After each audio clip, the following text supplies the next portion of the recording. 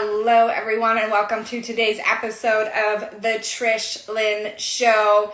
Today, we are talking about thriving after divorce and how to fucking make that happen.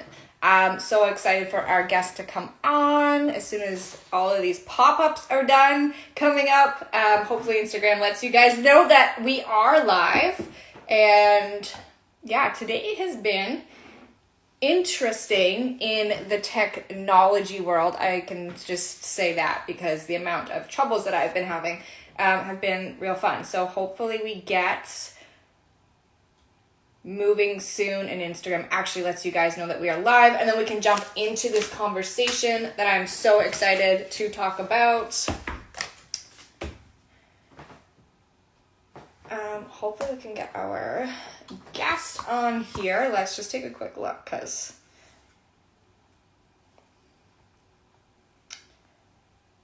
no, that's just other things coming through.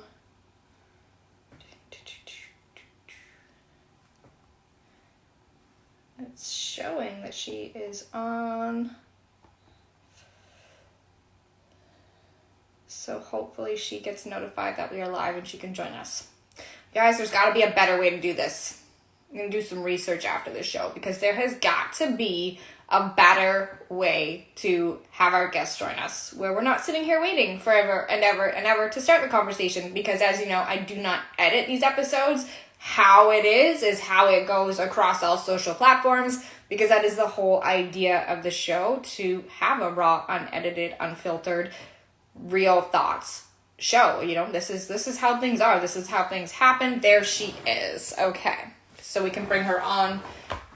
And today's research is going to be, how can we fucking do this better and differently? I don't know why I turned notifications off, yet I'm still getting a ton of notifications.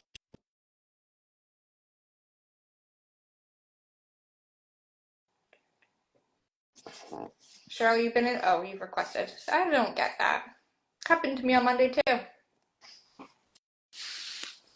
Here we go. There we go.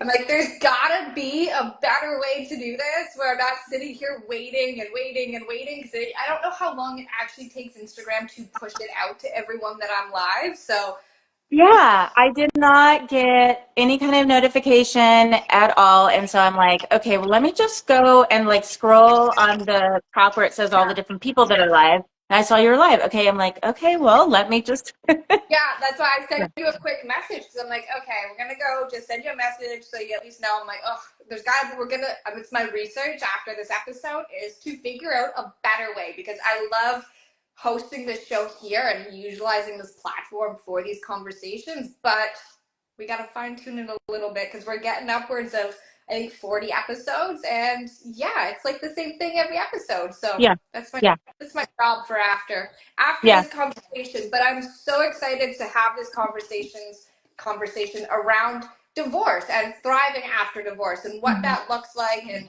have you share a bit of your story and what you do, because obviously divorce is part of the work that you do. So Mhm. yeah, thank you for being here. Come on, let everyone know who you are, what you do, and we'll start the Yeah, conversation.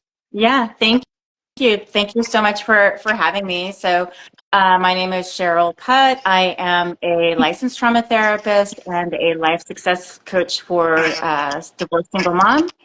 So, and essentially, my whole mission in life has really been to help women and moms and children heal from their traumas that they've experienced so that they can live the best life that they can, so that they can be happy, successful, confident, all of the things, right? My story is basically, I started out as a trauma therapist. That was from high school. That was my plan, and I lived that plan. I've loved helping all sorts of people heal from all sorts of traumas. I call big T traumas, or the traumas that or people would say, yes, oh my gosh, that's very traumatic, to the small T traumas, which people might say are not very traumatic, but definitely cause trauma for someone.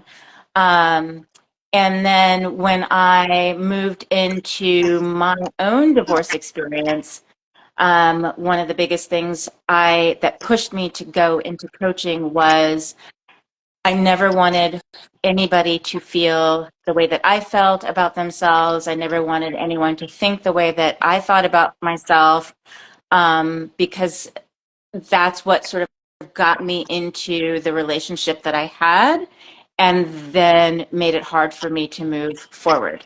And I will say I am glad that I had that relationship because I have the two most amazing children in the world. And had I been with anyone else, You I wouldn't have would your not have kids. them. No.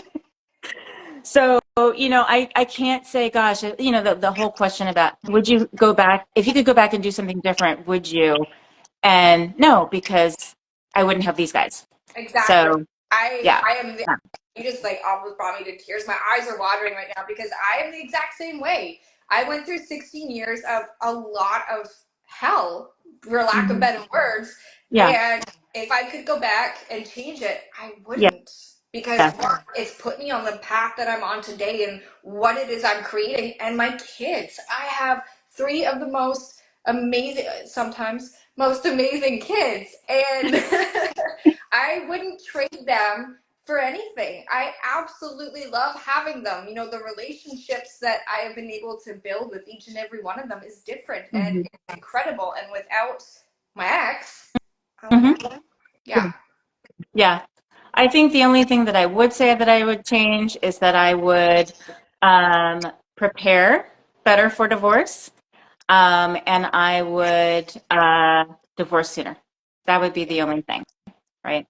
And so essentially, when I got divorced, I asked for the divorce, because it got to the point where I had tried everything that I possibly could to make the relationship better, and he just wasn't participating in that. He was a very on his own, doing his own thing, uninvolved person. I mean, when I go back and I look at my Facebook, right, posts, over the years, and there's no dad in the picture. Like you would not know from anything that I've ever posted that there was a dad in the picture, basically.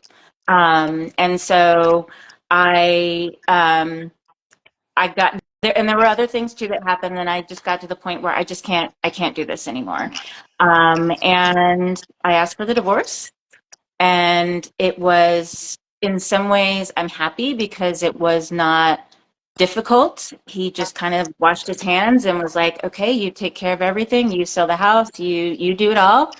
And he disappeared. I mean, he didn't. We know where he is. yeah. It's not like he disappeared. But yeah, Yeah, I he totally, completely checked out. Even more, I don't know if you can even be even more than he was already checked out, but he became more checked out. And so it's been us for the last 8 years, just the three of us completely by ourselves. It's been really hard in a lot of ways, but really great in a lot of other ways. and peaceful. Um, Peaceful. Yeah, I'm trying to figure out how to sort of put this on something about the idea that eggs now are for making yummy things, no longer for walking, right?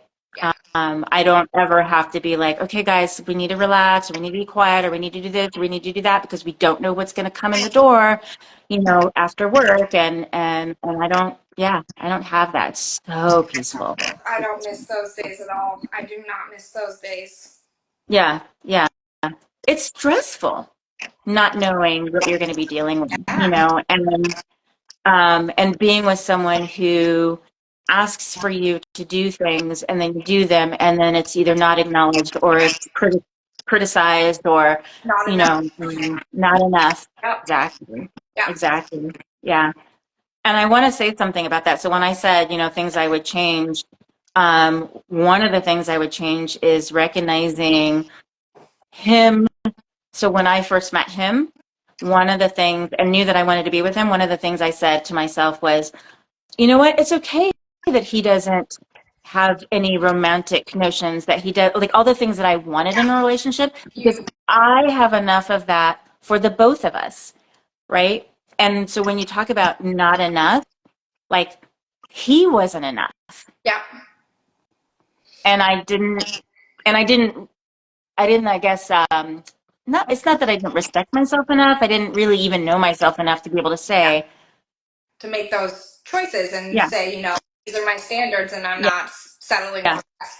yeah. And I think I feel that as well. I regret not leaving sooner. So where are you? I know we haven't actually had this conversation. So where in the world are you? So I'm in San Diego, California. Okay, so I don't know if divorce is different in the States than it is in Okay. Canada, but we have to be legally separated. So right now I'm not divorced, I'm legally separated. Okay. And we do have it set up. So like the system's flawed. I will never get married again because I'm not paying to have a piece of paper signed, then I have to go pay to have another piece of paper signed that says we're not together. Like it's so Yeah. much, right? Yeah. But we are legally separated right now, and in the separation agreement, we could, I believe, go file right now, but otherwise, it's a year of being legally separated before you can file for divorce, and then you still have to get in front of a judge and explain why you want a divorce. I'm like, what? That's So we have in the agreement from the lawyers that there's no contest divorce. Like this is, we're both happy. This is the way we're going. I'm like, if we get to that point. Neither one of us plans on getting married again, so we may just stay legally separated forever. But mhm. it's frustrating the Yeah. process that you have to go through on top of everything else. And now I've noticed my standards, they're like way up here. I'm like, oh, I don't like the way your face looks. Next. Like, Right, right. Yeah. So divorce here, I mean, every state, that's the other thing is every state has its own little, thing. I feel like from what talking to people, divorce here, at least in California, is only hard when people are contesting, and then it can be dragged out, right? There are people who have had their divorce dragged out for years and years and years and years, and it's just arguing over things, but or you guys custody, don't or have that piece of legal separation, do you? you can file for that if you want to, yeah, but you don't have to. Okay, okay, you can go straight to divorce. Yeah, yeah, So we exactly, have to exactly. go through that piece of separation before we can go through to divorce. Yeah, yeah. And I don't know why anyone would choose to just file legal separation, but Right. yeah, I yeah, have no choice, but yeah, if I could go right to, yeah, please, I don't want to go back at all. But hmm after the math, so let's talk about the aftermath of divorce, separation on my end. yeah, And what that looks like and how you step into, like, as a single mom, you said you have three as well? two. Two. hmm Oh, the three of you. Yeah, that's right. You said the three of you. As a single mom, it can be tough. Like, it can be tough sometimes. The thoughts, you can very quickly step into the thoughts that don't support what it is that you are creating. Have you ever had moments where you're like, I wish I would have stayed? No. No. Um, the only, no, I mean, because I was not happy. Yeah. And then after the fact, I found out a lot of things that there was an illusion of stability in certain areas. There was an illusion of different things. And after the fact, I found out. So no, I never have been, not once have I ever thought I wish I would have stayed. What I do wish I would have done was that, because it was for me and for I think a lot of women, they start thinking about, do I want to stay? Do I want to go, years before, Yep. right? And then they go through this cycle of, well, then something shows up. Oh, well, maybe it won't be so bad. Maybe, and then it goes back to the way it is, right? I wish I would have started putting the money away at that point, Yeah. because then even if things worked out, great, I've got this money, right? But Exactly. if it didn't, and when it keeps that trajectory, I would have had a nice nest egg Yeah. that would have helped us, because that is the biggest thing. I feel like I used to say, when I get divorced, it's not going to be any different. Everything's going to be the same. The only thing that's going to be different is that we're going to not be living with him anymore. And the reality, and this is the thing that really hit me, was the weight of the financial aspect of being the sole provider. Yeah.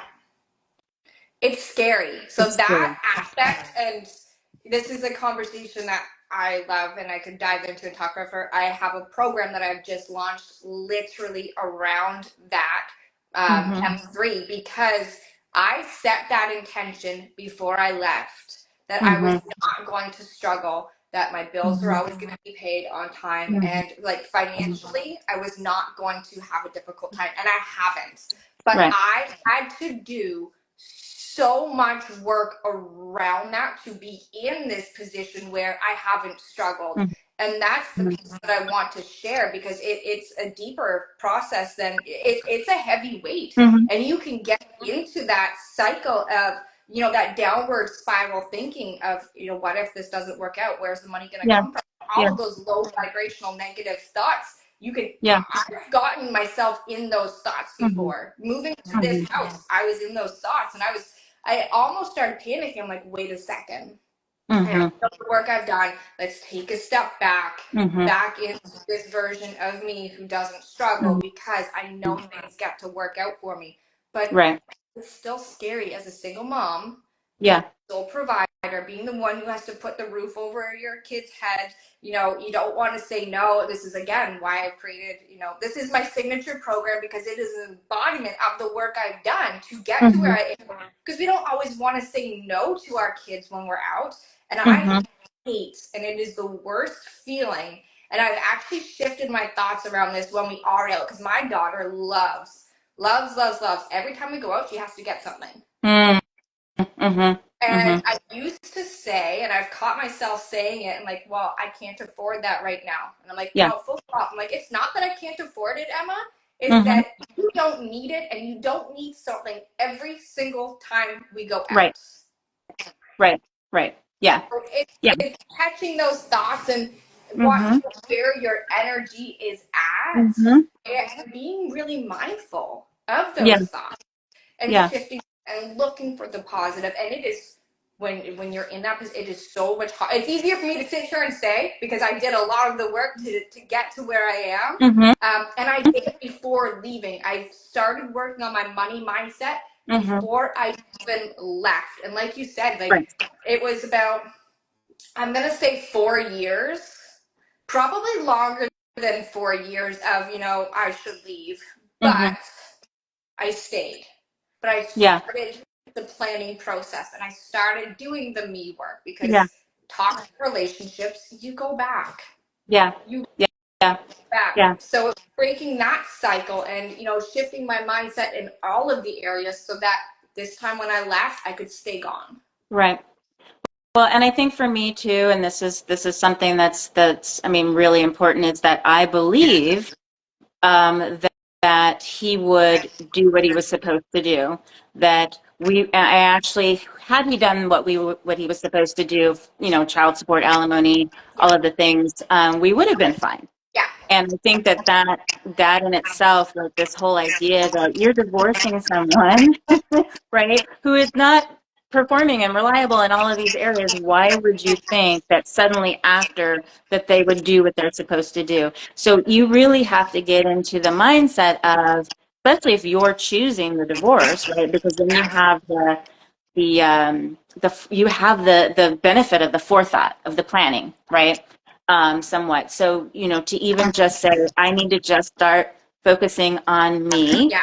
because that's what's going to get me going. And that's, so for me, thriving is really about doing what you need to do for yourself, filling up yourself first Yeah. so that you are so full that the overflow pours on to everyone else, whether it's your kids, whether it's your job, whether it's your friends, whatever it is. Like because the whole thing of being on an airplane, right? You plug yourself in before your kids is because if you don't have you, no one else has you, Exactly. right? And if you're the glue, everything's going to fall apart. So you have to focus on you first. And that starts even pre-divorce. That starts even You know what? That starts pre-marriage. Yeah, I'm learning this now. right. We don't even look at that. I met my ex. I was just 19 when him Me and I too. met, Me too. and we don't even like. I lost who I was in those 16 years together. I Mm-hmm. lost, I lost all of me. And going into it, I was so young, I didn't know who I was. Yeah. So Yeah. that's a big piece to it. It's, coming back and rediscovering Yeah. who you are. Yeah. Yeah. Definitely. Definitely. So when I hit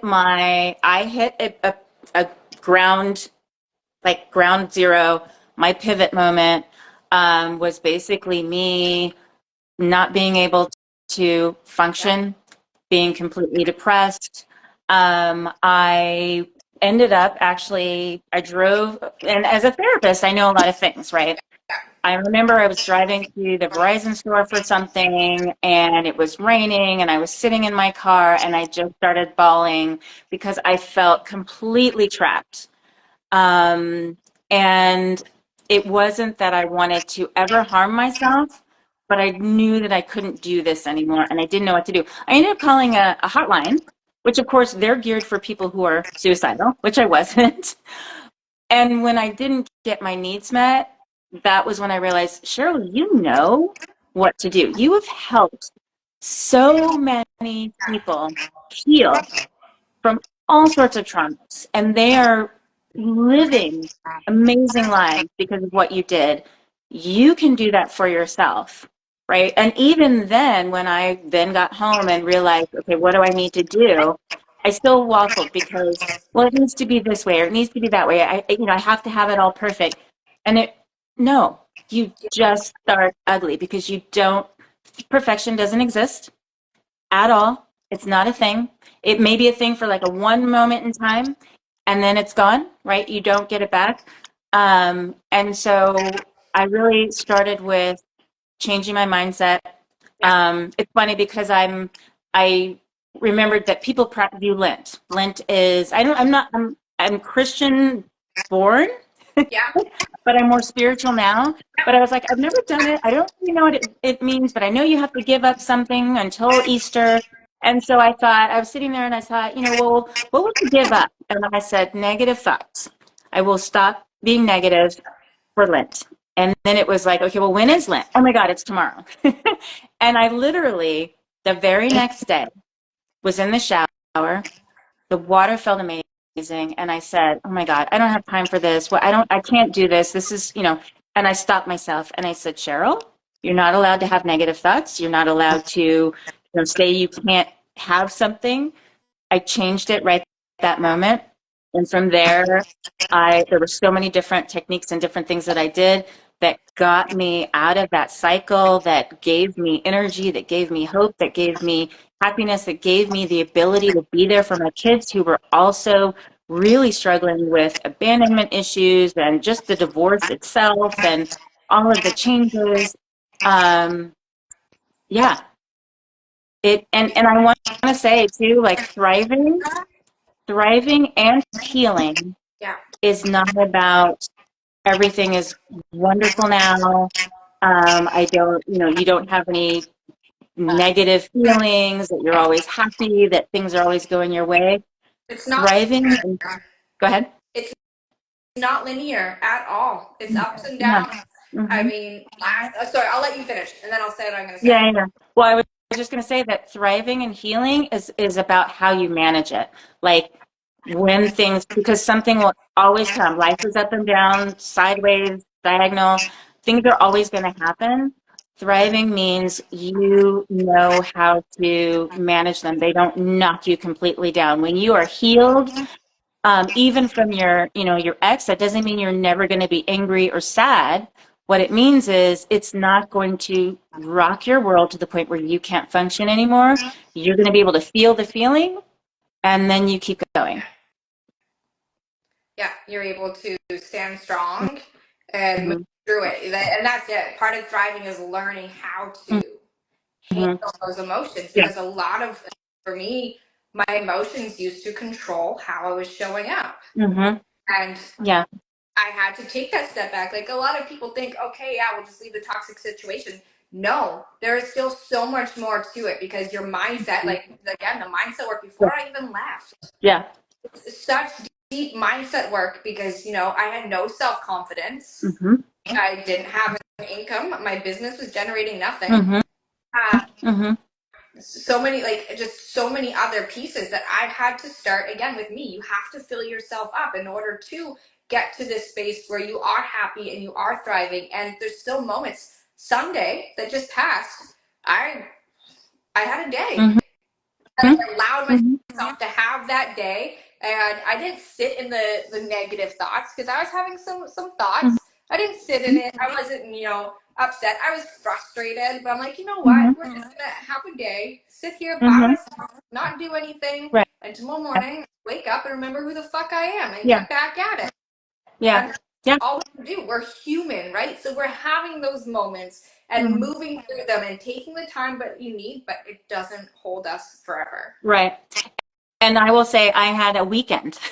I literally, it was like Friday, Saturday, Sunday, just I don't know, out of nowhere, right? And that's the other piece too, is like if you're thriving, you're allowing those feelings, you're allowing that space, you're working through it, you're moving through it, you're experiencing it, you're just sitting with it, you're not avoiding it, you're not drinking it away, you're not eating it away, you're not having sexing it away, you're allowing yourself to experience it and then letting it go. You're not numbing, you're You're moving not through it. numbing. Yeah, Hmm. Yeah, exactly. and yeah, leaving a toxic situation doesn't take the toxicity away because it's still in you. So you need to work through it. You need to experience it. You need to feel it. Change your mindset around it after you allowed yourself to experience it and be, acknowledge that it's there. Yeah, exactly. Exactly. And it's just it's all part of the healing process. Hmm. And it all starts with you. Hmm. And it's that self awareness piece. I love coming back to it's that self awareness of this is what I'm thinking, this is what I'm feeling, because our thoughts does create our Yeah, reality, whether we like it or not. It yeah, creates how we show up, yeah, little things that get to us. And we have to learn to be able to control ourselves, control yeah, our thoughts, control our yeah. emotions, and respond to situations instead of reacting from that emotional state. Hmm. And it's all part of the healing process. Yeah. And those thoughts come from how we believe about ourselves. And those beliefs are born out of so many things that we are not even aware of. We literally are not, we don't know that they're there. We have to become aware. We have to learn where they came from, right? And make a change. Yeah. And that's why I talk about like invisible barriers. You don't even know that it's there. You don't even know that this belief is Yeah. there, fueling your thought, which is causing you to feel a certain way, which is causing you to behave a certain way, which then is fueling more thoughts. And it's like this cycle based on this belief that it's running in the subconscious. Yes. You're not even aware of it. You have to bring it forward to your awareness in order to change. Yeah. If we go back to, so I was at Monday's episode was all about the subconscious mind. And I ask a lot of, like, when I'm feeling in a situation, I ask those questions to myself so that Mhm. subconscious can get to work. And it's incredible how many aha moments I've had just from, Mhm. I notice that something's just blocked. It's not working. It's not right. And I will ask the questions. And then it's like, holy fuck, this is what I believe. Yeah. And it's just like out of nowhere, subconscious is like, here you go, here's the answer. And I get to work because I'm like, oh my God, I had like some of the beliefs that I have processed and gone through just from even showing up on social media and growing my business here. And what I was seeing, my mind picked up as, okay, this is how it has to be, but this isn't how it has to be. So Mhm. asking those questions and getting those answers, I'm like, oh my God, this has to change now. Yeah. So Yeah. Yeah. powerful. For sure. Really being in, like, if you're a single mom and you want to thrive, you have to be willing to be in a growth mindset and Mhm. do the personal work because it all Mhm. starts with us. Yeah. And Yeah. I'm trying to, there we go. Yeah. Yeah, it starts with Yeah. us. Yeah. If you don't believe in yourself, anything that you try to do, you're not, I mean, you might be a little bit successful, but you won't be able to maintain it, or you're not even going to be successful at all. Like, even the whole idea of self-love, right? You can say, well, yeah, I love myself. I see all these great things. You can even acknowledge that there's good things about you that you love about yourself. But if you don't inside in your subconscious Feel feel that. that you're worthy of love, Yep. then it's not real. You're not really loving yourself. Yeah. And then no one else can really love you the way that you want them to love you. Yeah. Right? Yeah. Yeah. Because it all starts with you. And it starts with doing that personal hmm work. hmm And that's where the thriving comes from. Because when you do that personal work, then you can actually thrive through whatever comes your way. Yeah. It may not be easy, right? It's not like it's going to make it easier suddenly, but you're going to be capable. You're going to be able. You're going to be able to bounce back. You're going to be able to work through it. Yeah. It's that quote you see, no matter what, you can fucking do it. hmm That's every time, something's, I'm like, oh, okay, this is a bit difficult. Why? What is happening? Asking all the questions like, I fucking got this. I have, my picture's over here and it says, you've got this. Like, that is something that I stand behind 100%. And I constantly say to myself, I'm like, I gotta hmm remember who the fuck I am, what I need to do, and that I've got this. Because Yeah. you do have moments. I had a moment in the summer where my daughter was sitting outside with me and she started crying. She's like, I just want to be a normal family again. hmm Oh, that hits you really, really hard. And I'm Yeah. like, reminding her of all of the, not all of the pieces, but, a lot of the bigger pieces that she's going to remember, the arguments, hmm her crying. hmm Like, Yeah. I But can't when we even. talk about those subconscious beliefs, that what you guys have isn't a normal family, that is a subconscious belief that she has, right?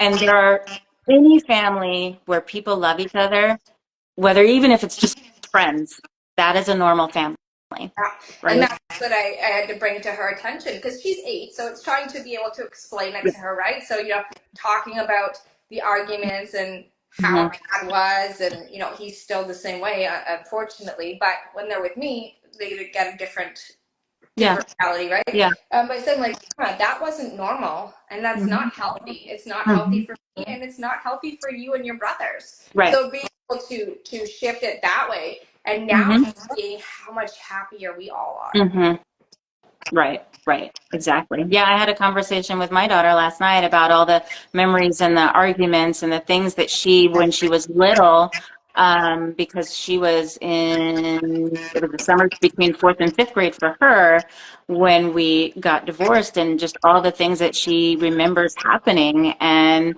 it breaks my heart that she has all of those memories, but, she's been able to see that that wasn't healthy, right? And that we are all better off now, that we're doing what we need to do for ourselves, that mom is doing what mom needs to do for herself and for us, and that we are thriving. It doesn't look the way that we always want it to look, but at our core, we're thriving, and we are moving towards and believing that we will get all the things that we want. Yeah. And that's exactly what I'm trying to instill in her and, Mhm. bring to the surface so that she can recognize, okay, like I get to do these things. Life gets to be this way. Mhm. I don't have to, my biggest thing is I don't want her to move on. Like for me, it's generational trauma that I am breaking. I don't Breaking. want her. And I watched, and for everyone watching in, I watched It Ends With Us on the weekend, on I Sunday. haven't seen it yet. So I watched on Sunday when I was having my bad day. And let me tell you, Mhm. it was not the good day to watch it because I started bawling just near the end. It wasn't what I was expecting, Mhm. but the end was literally, I couldn't stop. Mhm. I couldn't stop crying. I sat there for about an hour in a Mhm. complete puddle mess because I am doing everything that I have done for my Mhm. kids so Yeah. that the cycle of narcissistic abuse and control ends Mhm. with me. Yeah. Yeah. This is the line where it stops. You are going to see, my boys get to see, this is how we treat women. Yes. And my daughter gets to see, this is how I deserve to be treated. Yes. Exactly. And that we can stand up for ourselves when we're not being treated that way, and change our environment, change our life completely, you know? Exactly. You know, Yeah. when before I left, my ex would talk so much shit to the kids about me, and I Mhm. had nothing because or without him, Mhm. and this is that, and they get to see Yeah. like what I've created, and Right. while I might not understand and appreciate it now, Mm-hmm. they're going to. And my Mm-hmm. Right. oldest is old enough that he is starting to see and understand. And he's so sweet. He has a girlfriend, and it is the cutest thing ever. Their Mm-hmm. anniversary was on the first. He's like, "Mom, I was smart. I made my anniversary for the first so that I would remember it." And it's right. Monday night, I took them out for dinner. Well, I drove him to meet her in town. They went out for dinner, and then I drove her home. And it's so sweet. They went to an Italian restaurant, and they both dressed so like she's beautiful, Mm-hmm. and she looked so nice. And he did his hair, and he didn't wear his hat. I'm so proud of Yeah. who he is becoming, Yeah. and that for me is everything right there because he's becoming, and he gets to become his own person, Right. which Right. is huge Exactly. because inside of that relationship, even when they are their dads, they don't get to be Yeah. their own Yeah. person. It's whatever, and this is my 16 years of my life. It's whatever he wants them to Mm-hmm. be, or who's acceptable, or this is how we act, and this is the Mm-hmm. behavior. Mm-hmm. This and him really, and I allow it. Like I will go against his dad every time. They know that because for me, they need to be their own person. Mm-hmm. And Yeah. Yeah. see it and how it's unfolding for him, I love it. Yeah. Yeah. That's awesome. I love that. I love that. Yeah. It's when you're living with someone who has to have total control, you, I mean, you don't get to be yourself. You don't even know who you are anymore because you literally become, or because you're working so hard, and maybe you actually do become the person that they want you to be, and so all traces of you disappear. Yeah. Well, you become this people pleaser, so you don't walk on eggshells, right? Like you Right. don't want the arguments, so you stay quiet. Yeah. I really started just. I was a shell. I just stayed Mhm. quiet all of the time. Even when it came to, and I've said this on other episodes, and I'll say it again, like when it came even down to my wardrobe and what I wore, Mhm. I my wardrobe started mimicking his mom's. I'm like, wait a second, I don't fucking like this. Mhm. Now it's like a Yeah. complete overhaul of my wardrobe because I get to decide, hey, this is what I want to wear. This is what I want to say. This is how I want my hair to be. Mhm. Mhm. All of these little things that I didn't have a say over. Yeah. Yeah. Yeah. And I like what that person said. Yeah, there's no, they don't have to see the disrespect anymore. They don't have to hear the insults anymore. They don't have to, hear the arguments that happen, and see the scary things. And people, I can't tell you how many women I've worked with who have said, well, we argued in the car, or we argued in the garage, or we argued outside, or we argued when the kids were asleep, so they really weren't affected. Oh my gosh, the kids were so affected because kids are really curious, right? So they'll come and they'll listen. But even if for some reason, yes, they were in a deep sleep and they missed it all, they feel it. They're very in tuned, right? And they feel it from their parents. And so if you're not at peace, your kids aren't at peace. If you're not feeling any kind of joy, your kids aren't going to feel joy. If you're, And there have been studies, I don't have the exact statistics, but there have been studies that the kids' happiness starts with mom. yes, I've seen that. I don't have the statistics So either, but yeah. So Hmm. it Yeah. really does start with us. And, in my case, I don't know if yours is similar. My arguments were never hidden from the kids because he decided that even when I left, he accused me of cheating on him and this Hmm. and that in front of the kids. Well, they deserve to know the truth. I'm like, but Hmm. you're not speaking the truth. Instead, you're giving false facts of Hmm. events that happened Hmm. and saying this and talking shit about me Yeah. front of my kids. Like you're starting, so none of our fights were ever hidden from the kids, and that's one thing that I didn't like because I would have my two youngest. I still remember one argument like so clearly. It scares me how much I Hmm. remember the house where everyone was standing. I had my two youngest clung to my side. I was standing on the stairs. and he was at the Mhm. bottom of the stairs, fell out yelling at me, and Mhm. they're clumsy and crying. Mhm. Yeah. Yeah. And those are things I never want them to experience again.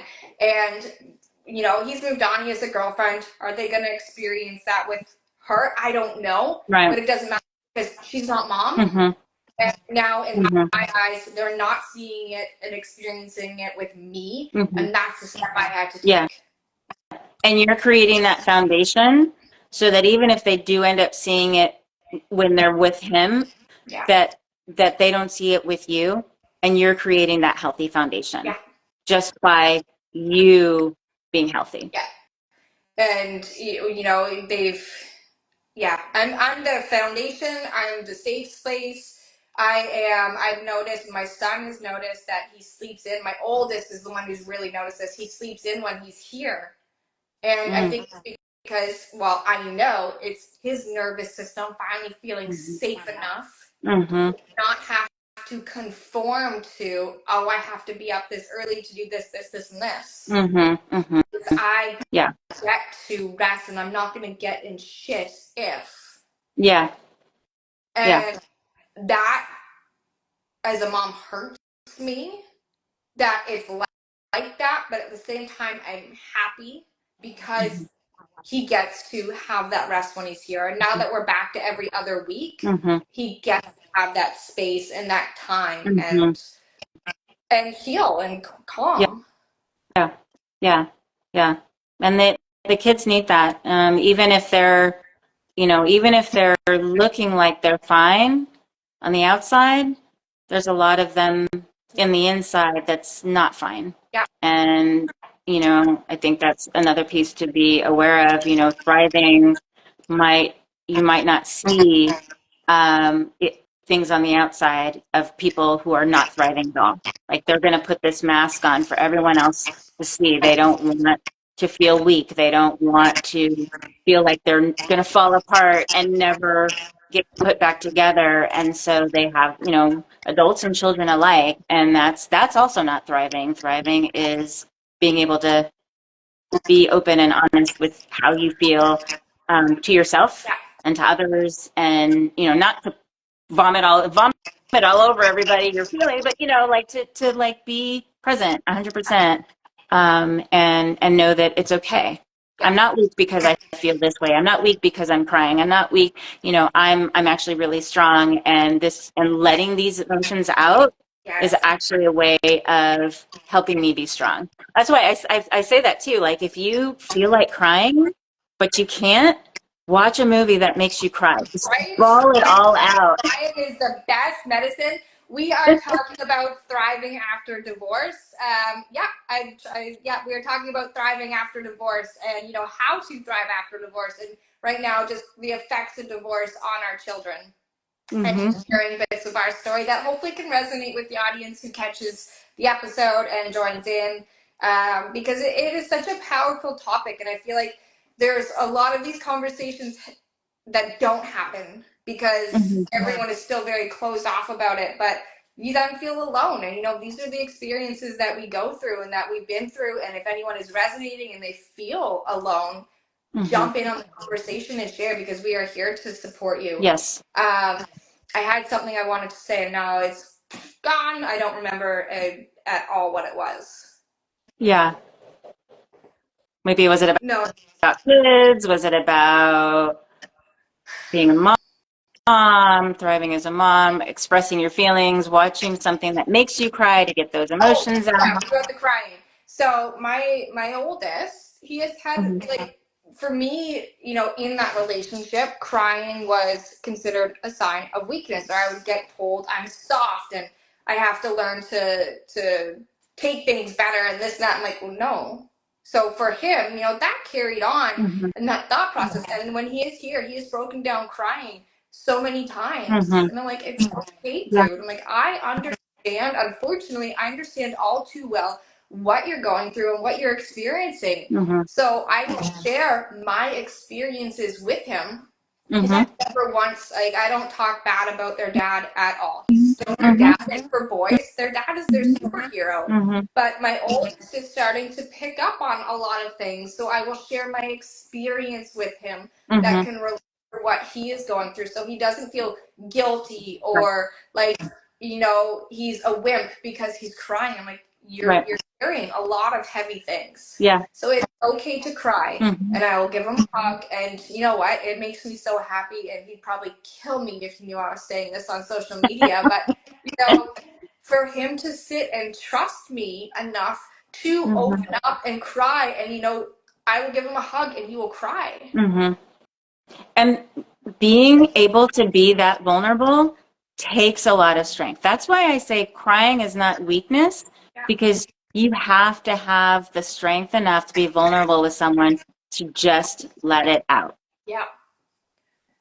you know? He Yeah. had an incident with his dad a couple weeks ago now. It was when I had first moved in here, and he couldn't stop crying. And I'm like, dude, it's like what no kid should ever experience what you just experienced. Mm-hmm. And he was all upset. I'm like, one, as a child, you shouldn't have been put in that position.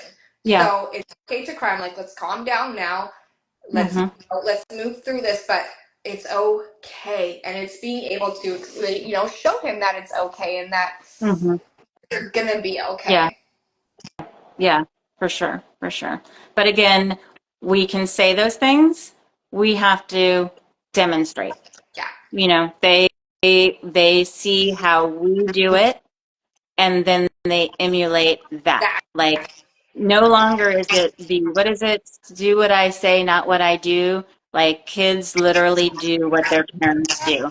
And they're a really good mirror for you to know how you're doing in a lot of ways, based on them. So it's really about getting yourself to a place where you're healthy, where you're moving through, all of your experiences, and you are having this belief in yourself that you are worthy yeah, of all the things that you want, and that you are worthy enough to say no to the things that you don't want.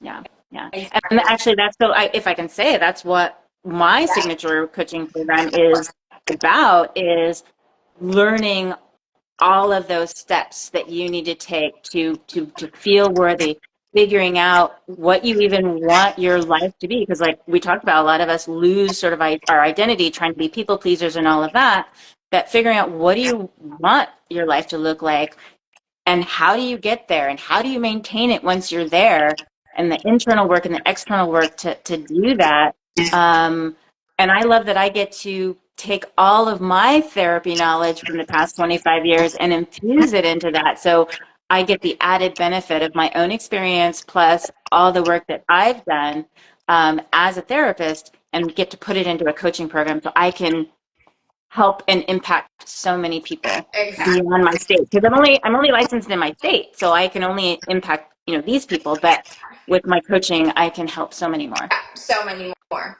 because it's not a therapist program. Right. You get to expand and go outside of where you are. Yeah, I love that. And it's so needed. And Yeah. we're not taught, and this is the big piece. I'm gonna say this, and I'm gonna let you say your final thoughts, Mm-hmm. because I want to respect everyone's time as well. But we're not taught any of this in school. We are not taught about our emotions and how to control our emotions, or be conscious of our thoughts and how our thoughts are actually dictating our days and our lives. And we need to come back to these pieces. Mm-hmm. This is what I will catch my kids saying things. I'm like, no, we're not going to think about it like that. Let's look at it like this, Mm-hmm. because it all starts with those thoughts that we are Mm-hmm. having. Yes, exactly. Yeah. Every single thought that you have is going to determine how you feel about yourself, how you behave, walk through the world. And a lot of our thoughts are negative. A lot of our thoughts are blown up proportions of something really small, and we've made it really, really bad. And a lot of our thoughts are critical, inner mean girl thoughts, right?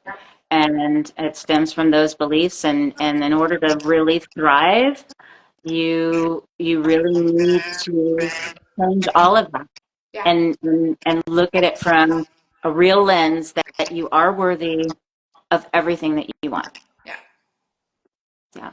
Yeah. And hold those beliefs so deep that it has nothing back to manifest, which is what I've done, and I love it.